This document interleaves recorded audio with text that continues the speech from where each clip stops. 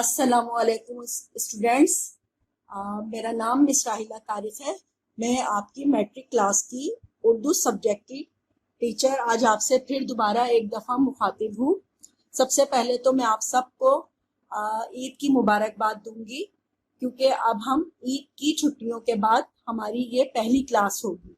ठीक है, तो मेरी तरफ से आप सब लोगों को बहुत बहुत ईद मुबारक। अच्छा बेटा, आपको ये तो पता है ना कि ईद की छुट्टियों के साथ साथ आपकी पढ़ाई भी जरूरी है, क्योंकि आपके एनुअल एग्जाम बहुत करीब हैं। और उस एनुअल एग्जाम के लिए हम अपने मॉडल पेपर की जो तैयारी कर रहे थे, हम उसी तैयारी को अपना स्टार्ट रखेंगे। वहीं से हम इसे कंटिन्यू करेंगे जहां से हमने अपनी क्लास खत्म की थी। हमने अपनी क्लास जो हमारा सवाल नंबर 5 था, बयानिया मुख्तसर जवाब के सवालात का, यानी हिस्सा बे का, हिस्सा बे हम मुकम्मल कर चुके थे। हिस्सा बे का सवाल नंबर 5, जिसके 2 पार्ट थे, अलिफ और बे, वो मैंने आपको अपने लास्ट जो लेक्चर था, जो लास्ट हमारा लेसन था, उसमें आपने मुकम्मल कर लिए थे।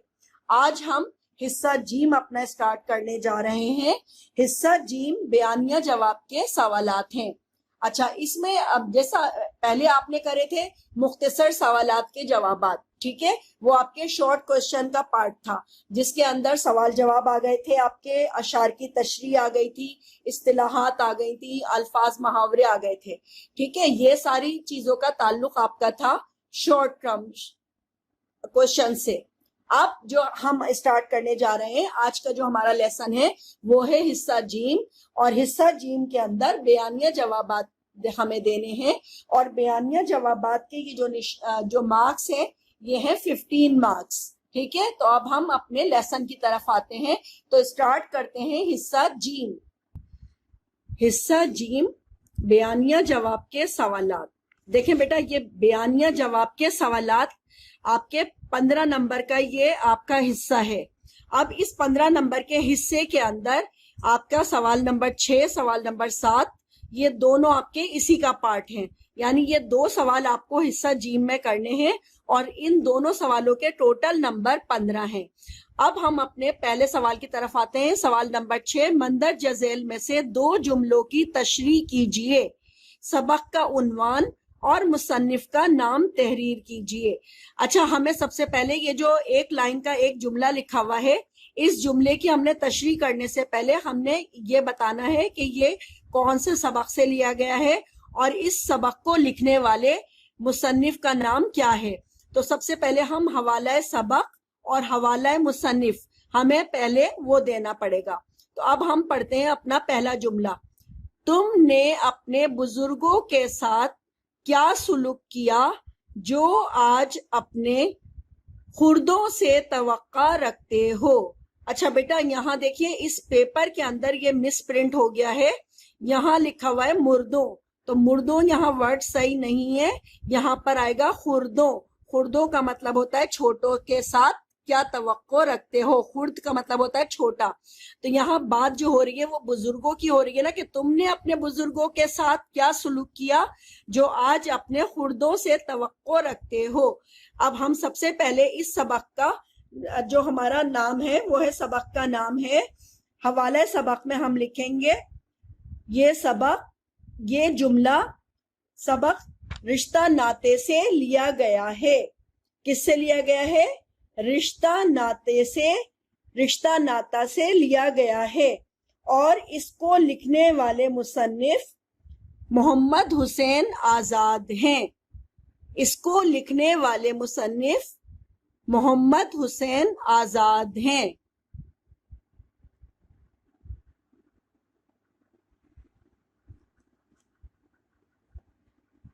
देखिए बेटा, आपकी बुक का पेज नंबर 32 पर यही जुमला लिखा गया है। तुमने अपने बुजुर्गों से क्या सुलूक किया जो आज अपने खुर्दों से तवक्को रखते हो। खुर्दों का मतलब होता है छोटों से। तो यहाँ ये वाली जो लाइन है ये आपकी किताब के पेज नंबर, सफा नंबर 32 के ऊपर है, 32 पर। آپ دیکھیں گے تو آپ کو مل جائے گا. اور دیکھیں لفظ یہاں مردوں کے بجائے کیا لکھا ہوا ہے؟ خردوں. اور خردوں کا مطلب ہوتا ہے چھوٹے. یعنی اس جگہ پر مصنف یہ بات سمجھانے کے لیے کہہ رہے ہیں کہ تم نے اپنے بزرگوں سے کیا سلوک کیا ہے جو تم اپنے چھوٹوں سے اچھے سلوک کی امید رکھتے ہو. یعنی وہ ایک تنبیہ کر رہے ہیں اپنے بچوں کو بتانے کے لیے کہ اگر تم اچھا عمل اپنے بڑوں کے ساتھ کرو گے تو تمہارے چھوٹے بھی تمہارے ساتھ اچھا سلوک کریں گے. بیٹا آپ نے ایک لفظ سنا ہے مکافات. اس جملے کے لیے میں یہاں پر تھوڑا سا یہ ایکسپلین کروں گی کہ لفظ مکافات آپ نے سنا ہے نا. مکافات کا مطلب کیا ہوتا ہے؟ دہرانا. یعنی ایک طرح سے تاریخ کو دہرانا. جس طرح سے ایک تاریخ اگر آج 8 ہے تو 8 اگلے مہینے بھی آتی ہے، دوسرے مہینے میں بھی آتی ہے. تو اسی طرح سے مکافات کا مطلب یہ ہوتا ہے کہ آپ نے جو عمل کسی کے ساتھ کیا ہے وہی عمل آپ کے ساتھ بھی پیش آئے گا. تو مکافات میں یہ جو جملہ یہاں پر کہا گیا ہے کہ تم نے اپنے بزرگوں سے کیا سلوک کیا جو آج اپنے خردوں سے توقع رکھتے ہو. اگر ہم اپنے بزرگوں کا ادب کریں گے، ہم اپنے بزرگوں کا خیال رکھیں گے، ہم اپنے بزرگوں سے محبت سے پیش آئیں گے تو ہمارے چھوٹے جو ہمیں دیکھ رہے ہوتے ہیں کہ ہم اپنے بزرگوں کے ساتھ کیسا سلوک کر رہے ہیں تو ہمارے چھوٹے بھی ہمارے ساتھ بہت اچھا سلوک کریں گے. اور مکافات کا مطلب بھی یہی ہے کہ اگر آپ نے اچھا سلوک کیا ہوگا تو آپ کے ساتھ آپ کے چھوٹے بھی اچھا سلوک کریں گے. اور اس کے لیے ایک مثال اور بھی ہے کہ بوئے بیج ببول کے تو پھول کہاں سے کاٹے. یعنی اگر ہم نے ایک مثال ہے بڑے بوڑھوں کی، جو ہم بوئیں گے وہی ہم کاٹیں گے. تو کہنے کا مسئلہ یہ ہے کہ اگر آپ اپنے بزرگوں کے ساتھ اچھا سلوک کریں گے تو آپ کے چھوٹے آپ کے ساتھ اچھے سلوک کریں گے. بیٹا دیکھیں اب ہمارا دوسرا جملہ ہے.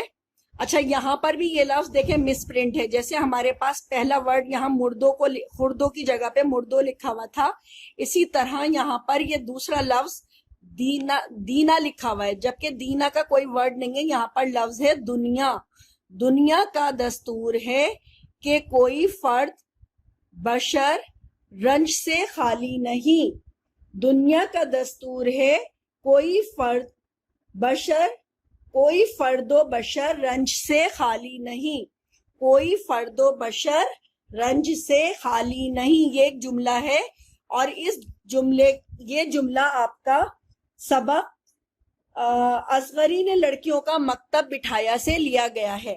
تو ہم یہاں پر بھی سب سے پہلے اس جملے کو لکھنے کے بعد سب سے پہلے ہم لکھیں گے، ہیڈنگ ڈالیں گے حوالہ سبق، اور حوالہ سبق میں ہم لکھیں گے اصغرین لڑکیوں کا مکتب بٹھایا. یہ ہمارا سبق کا نام ہو جائے گا، عنوان ہو جائے گا، اصغرین لڑکیوں کا مکتب بٹھایا.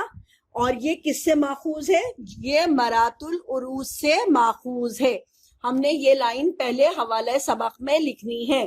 جب ہم حوالہ سبق کی یہ لائن لکھ لیں گے اس کے بعد ہم دوسری ہیڈنگ ڈالیں گے حوالہ مصنف. کس کی ہیڈنگ ڈالیں گے؟ حوالہ مصنف. تو اس کے لیے میں بیٹا آپ کو تھوڑا سا بک سے ہی مدد دلواتی ہوں. آپ کو بک سے کام بھی مل جائے گا اور سمجھنے میں بھی آسانی ہو جائے گی کہ آپ اس کو کس طرح کریں گے. ہو گیا حوالہ سبق کے بعد مختصر تعارف. ہم مصنف کا ہیڈنگ ڈالیں گے مختصر تعارف. اصغرین لڑکیوں کا مکتب بٹھایا کے مصنف ڈپٹی نذیر احمد دہلوی ہیں. ڈپٹی نذیر احمد اردو ناول نگاری کے بانی سمجھے جاتے ہیں. ان کی تخلیق کردہ تحریریں مقصدی اور اصلاحی ہوتی ہیں. آپ کا طرز بیان واضح اور زوراور ہوتا ہے. مرات العروض، توبۃ النسو، ابن الوقت اور بنات الناش آپ کے بہترین ناول ہیں. آپ نے یہ یہاں سے لے کے اور یہاں تک کی یہ 2 لائن آپ نے اس میں مختصر تعارف لکھنا ہے سبق کے مصنف کا، اور اس کی ہیڈنگ آپ نے کیا ڈالنی ہے؟ ڈپٹی نذیر احمد دہلوی. ڈپٹی نذیر احمد دہلوی کا مختصر تعارف، یہ آپ نے ہیڈنگ ڈالنی ہے. اور پھر اس ہیڈنگ کے بعد آپ نے اس جملے کی تشریح لکھنی ہے. اب اس کے بعد میں آپ کو تشریح بھی بتاتی ہوں کہ تشریح کس طرح لکھیں گے. تشریح: ڈپٹی نذیر احمد اس فن پارے میں قدرت کے ایک دائمی قانون کے بارے میں بیان کرتے ہوئے کہتے ہیں بیان کرتے ہوئے کہتے ہیں کہ دنیا دکھ اور غم سے خالی نہیں ہے، ہر انسان کسی نہ کسی حوالے سے غم زدہ اور رنجیدہ ہے۔ حقیقت ہے کہ اگر غم و مصائب نہ ہوتے، یعنی غم اور تکلیفیں نہ ہوتے، تو ہر طرف خوشیاں اور سکون ہوتا، تو انسان کبھی اپنے رب کو بھول کر بھی یاد نہ کرتا۔ یہ سچ ہے نا بیٹا کہ جب ہمارے اوپر کوئی تکلیفیں آتی ہیں، جب ہم پر کوئی پریشانی آتی ہے، تو ہم فوراً اللہ کی طرف رجوع کرنے لگتے ہیں، ہمیں اپنی غلطیوں کا احساس ہونے لگتا ہے، اور ہمیں اپنے اللہ کو ہمیں یاد آتا ہے کہ ہمیں کس طرح سے اللہ کو منانا ہے تاکہ اللہ تعالیٰ ہماری تکلیفوں کو دور کر دے۔ تو یہ بات بالکل حقیقت ہے کہ انسان کو جب زیادہ خوشیاں ملتی ہیں تو وہ غافل ہو جاتا ہے، کیونکہ انسان خطا کا پتلا ہے، وہ اپنی دنیا اور زندگی کی مستیوں میں کھویا رہتا ہے۔ جب انسان کو غم اور مصائب کا سامنا کرنا پڑتا ہے تو اسے خدا یاد آتا ہے۔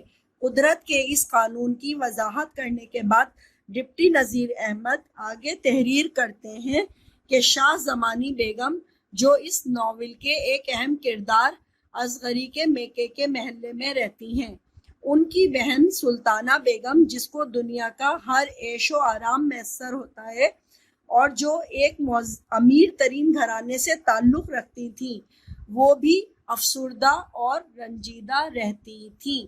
یہاں تک آپ اس جملے کی تشریح آپ لکھیں گے، ٹھیک ہے؟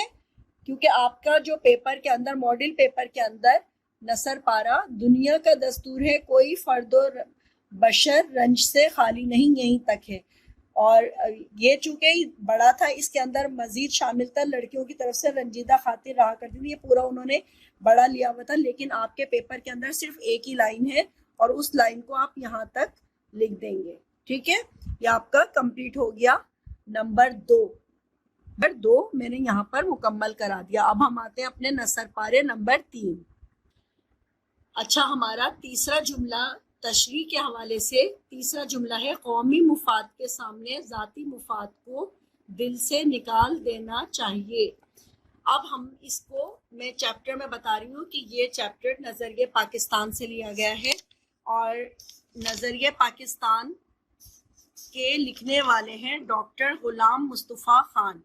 تو سب سے پہلے ہم یہ والی لائن ہماری پیج نمبر 45 کے اوپر دیکھیں آپ، پیج نمبر 45 پر لکھا ہوا ہے، قومی مفاد کے سامنے ذاتی مفاد کو دل سے نکال دینا چاہیے۔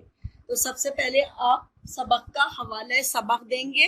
حوالہ سبق آپ کا ہے نظریہ پاکستان، اور پھر حوالہ مصنف میں آپ لکھیں گے کہ حوالہ مصنف لکھنے والے ہیں ڈاکٹر غلام مصطفیٰ خان۔ تو غلام مصطفیٰ خان کا آپ پہلے تھوڑا سا مختصر تعارف لکھیں گے۔ پہلے آپ نے حوالہ سبق دیا، حوالہ سبق میں آپ لکھیں گے کہ یہ سبق کس سے لیا گیا ہے؟ نظریہ پاکستان سے لیا گیا ہے، اور نظریہ پاکستان سے یہ سبق جو لیا گیا ہے اس کے لکھنے والے مصنف کا، پھر آپ سبق کے مصنف کا حوالہ دیں گے۔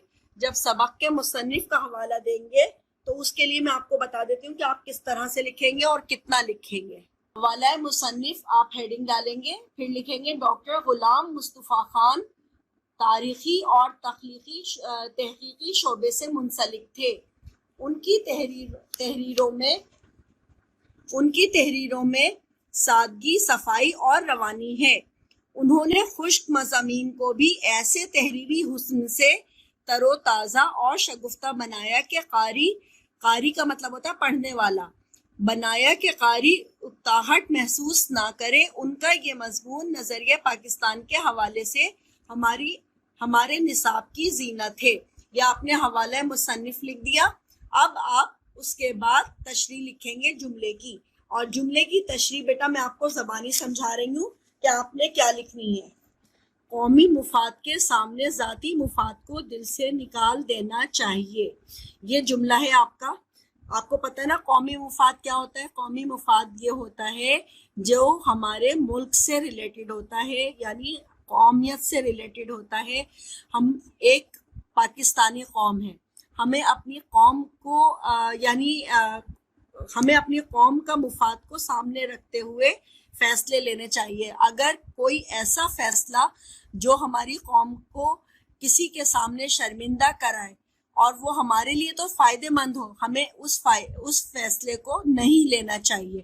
تو یعنی اس بات کا مطلب یہ ہے کہ قومی مفاد کے آگے ذاتی مفاد کو نظر انداز کر دینا چاہیے، دل سے نکال دینا چاہیے. اگر دل میں کبھی یہ خیال آئے بھی تو اس خیال کو ختم کر دینا چاہیے، کیونکہ ہمیشہ یاد رکھیے زندہ قومیں وہی ہوتی ہیں جو اپنے ماضی کو فراموش نہیں کرتی ہیں اور اپنے ملک کے مفاد کو سامنے رکھتی ہیں. ٹھیک ہے نا؟ تو آپ کو میری یہ بات سمجھ میں آ گئی ہوگی کہ ذاتی مفاد سے مراد کیا ہے. ذاتی مفاد سے مراد ہے ان کا اپنا فائدہ، یعنی اپنے فائدے کو نظر انداز کر کے ملکی فائدے کو یا قومی فائدے کو، جس سے آپ کی قوم کا فائدہ ہو، آپ اس کے بارے میں سوچیے. ٹھیک ہے؟ یہ آپ کو تیسرا آپ کا جملہ جو میں نے مکمل کرا دیا. نمبر 4، ہر معاملے کی دو ہی صورتیں ہیں، فتح یا شکست. اب آخری جو یہ ہمارا جملہ ہے، اس جملے کا تعلق ہمارے سبق سے لیا گیا ہے. سبق جو ہے جس کے لکھنے والے فرحت اللہ بیگ ہیں. ٹھیک ہے؟ مصنف کا نام کیا ہے؟ مرزا فرحت اللہ بیگ. تو ہم سب سے پہلے جو ہمارا یہ چوتھا جملہ ہے، اس جملے کو بھی ہم اسی طرح لکھیں گے. سب سے پہلے حوالہ سبق، پھر حوالہ مصنف، اور پھر حوالہ مصنف کے بعد ہم اس جملے کی تشریح لکھیں گے. تو اس کو لکھنے کا کیا طریقہ ہوگا یہ میں آپ کو بتاتی ہوں کہ آپ کیسے لکھیں گے. ہر معاملے کی دو ہی صورتیں ہیں. آپ نے یہ ہیڈنگ ڈال کے پورا جملے کو اسی طرح سے لکھنا ہے. ہر معاملے کی دو ہی صورتیں ہیں، فتح یا شکست. پھر آپ لکھیں گے حوالہ سبق، درج بالا نثر پارہ نصابی کتاب میں شامل سبق سے منتخب کیا گیا ہے، جس کے مصنف مرزا فرحت اللہ بیگ ہیں. ہاں بیٹا، میں نے آپ کو یہ پڑھ کر بتایا نا کہ یہ نثر پارہ. اچھا، اب نثر پارہ بیٹا آپ کو پتا نا کہ پہلے آپ کے نثر پارہ یعنی پیراگراف کی صورت میں جب کوئی جملے دو یا دو سے 3-4 جملے ایک ساتھ مل کر آتے تھے تو وہ نثر پارہ بن جاتا تھا، تو نثر پارے کی تشریح آتی تھی. لیکن اب آپ کے پاس جملے کی صورت میں آ رہی تو آپ فقرہ بھی کہہ سکتے ہیں اور جملہ بھی لکھ سکتے ہیں، یعنی حوالہ فقرہ یا حوالہ سبق.